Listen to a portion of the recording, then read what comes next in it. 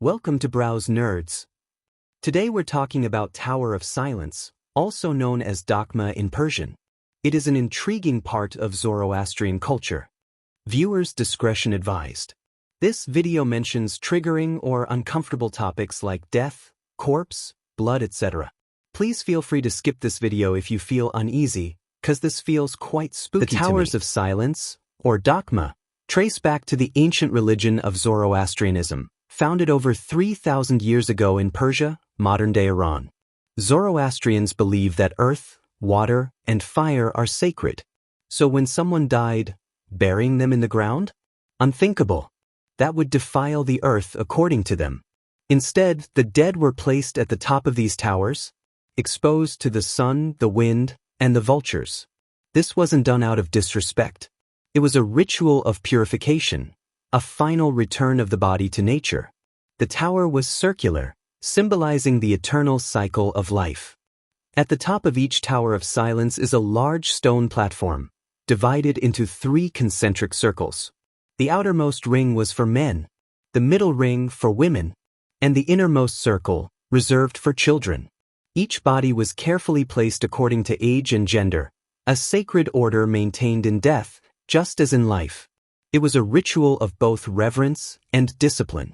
And within hours, the birds of prey would arrive. At the very center was the ossuary pit, or well of bones. Once stripped clean, the bones were swept into this pit, where they slowly disintegrated over time. There was no acid, but sometimes lime or other natural substances were used to hasten decomposition and reduce contamination. The pit had channels underneath, allowing rainwater to filter through layers of sand and charcoal, preventing pollution of the sacred earth.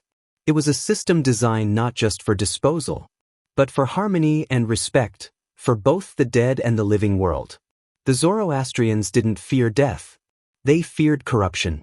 To them, the body, once the soul had left, became a potential source of pollution, nasu. That's why only trained priests and corpse-bearers, called nasu salas, were allowed near. But time changes everything. With urban expansion, declining vulture populations, and legal restrictions, these towers stand mostly empty now.